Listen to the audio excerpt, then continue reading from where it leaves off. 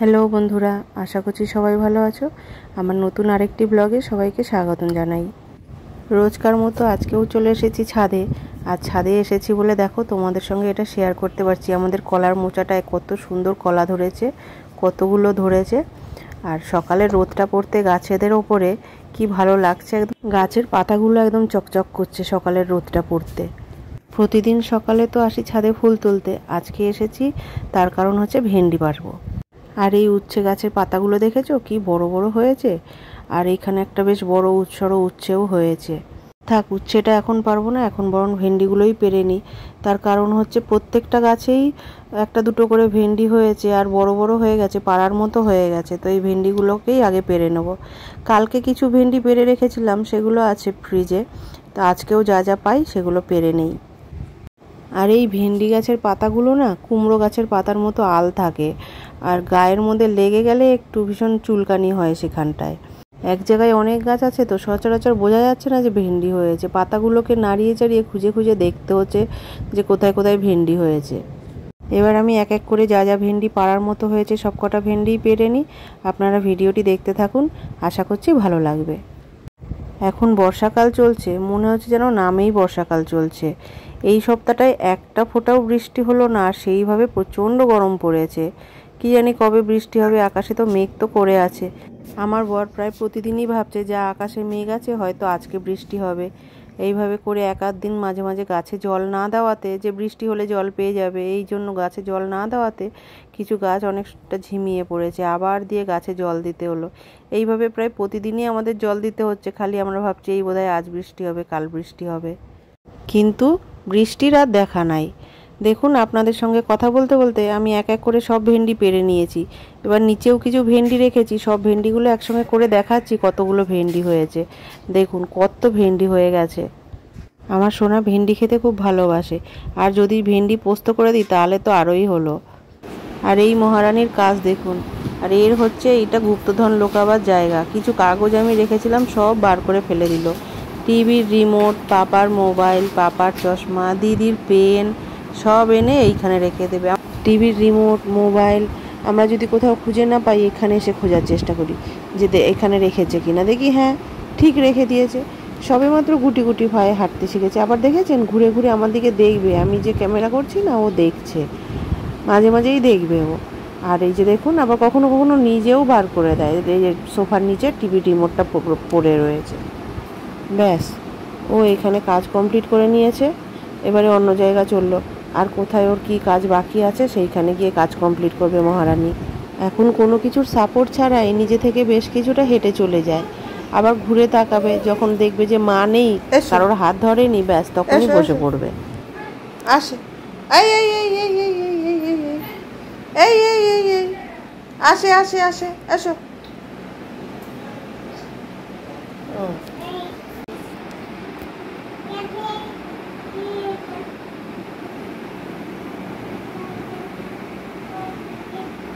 হুঁকি ঝুঁকি দিয়ে বকবক করতে করতে গুটি গুটি পায়ে এই রুমটায় কেন যাচ্ছে বলুন তো? ওর দিদি রয়েছে সেই কারণে। ওর দিদির তো এক সপ্তাহ ধরে জ্বর, তো ওকে এই রুমে রেখেছি আর মনিকে এই পাশের রুমে রেখেছি। এই কারণে ও বারবার করে ও দিদির কাছে চলে আসছে। সোনার এখন যদিও জ্বর সেরে গেছে, জ্বর সেরে গেলে কি হবে, প্রচণ্ড শরীর দুর্বল, সেই কারণে ওকে শুইয়ে রেখেছি। আজকে শুক্রবার, কালকে রাত থেকে প্রচুর বৃষ্টি হচ্ছে, আজকে ছাদটা এরকম অবস্থা। বেশ ভালো লাগছে। বর্ষাকালের বোধহয় এই প্রথম বৃষ্টি যেটা সারা রাত ঝমঝমিয়ে বৃষ্টি হয়েছে। শ্রাবণ মাস আসতেও তো আর বেশি বাকি নেই। আর কলার মোচাটা দেখো, আজকে এই মোচাটা ভাবছি কেটে নেব। আগে ঠাকুরের ফুলটা তুলে নিই, আর কলা ধরবে না, এটা যা ধরার ধরে গেছে। এই মোচাটা কেটে নেব। ও বাবা, কলার পিছনে একটা কত বড় ভেন্ডি হয়েছে, ভেন্ডিগুলোও ভেঙে নিতে হবে। আমার বর বললো ভেন্ডি টেন্ডি তুলেছি, এখনো দেখছি দু চারটে ভেন্ডি আছে, বড় হয়ে গেছে।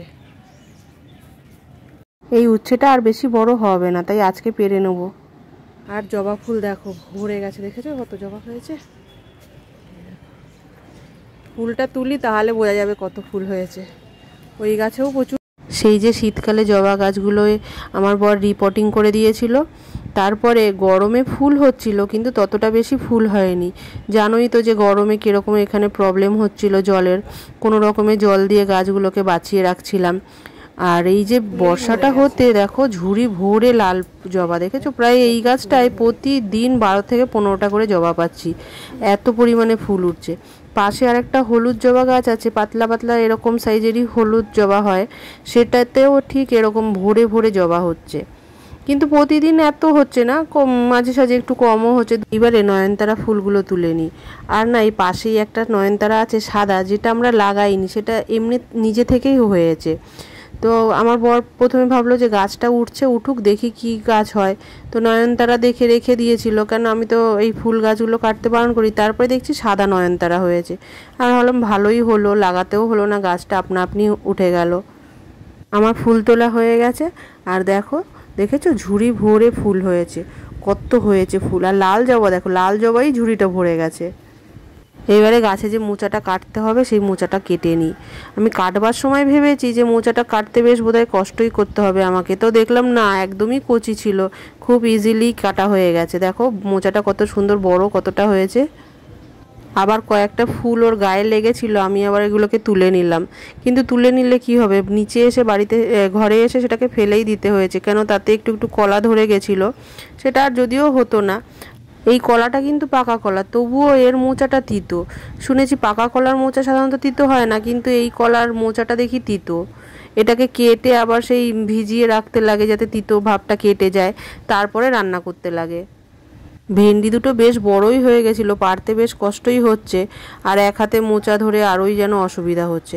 যাক, ভেন্ডিগুলোও আমার পাড়া হয়ে গেছে, দেখো ভেন্ডিটা কত বড় হয়েছে।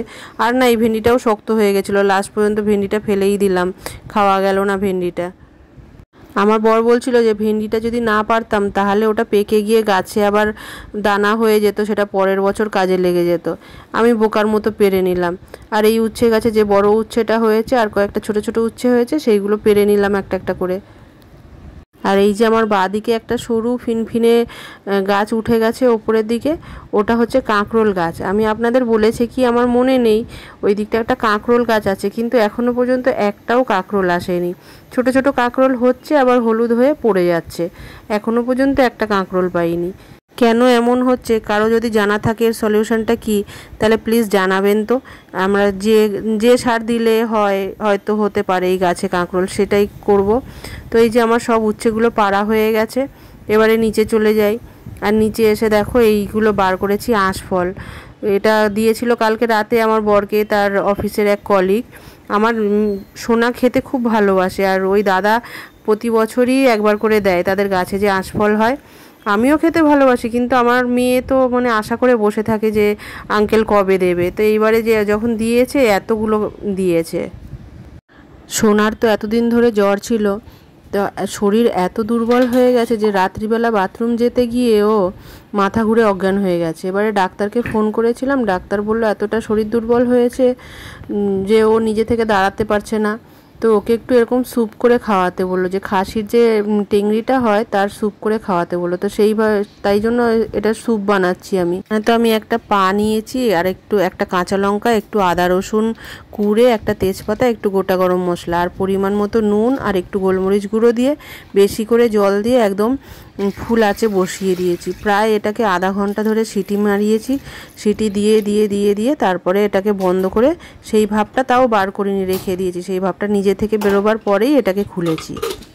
আর এই স্যুপ যখন বানাচ্ছি, তো আমার মেয়ে অনেক দিন পরেই বলছে যে মা একটু মোমো খাবো, তাই ভাবলাম যে বাড়িতেই একটু মোমো বানাই। তার জন্য একটা বড় পেঁয়াজ একদম মিহি করে কুচিয়ে নিয়েছি, আর দুটো রসুন কুড়ে নিয়েছি, আর একটু আদা কোড়া নিয়েছি। আর এখানে নিয়েছি প্রায় 3-4 পিস মতো বড় বড় বোনলেস মাংসের পিস। এটাকে জল ছাড়াই ভালো করে পেস্ট করে নেব।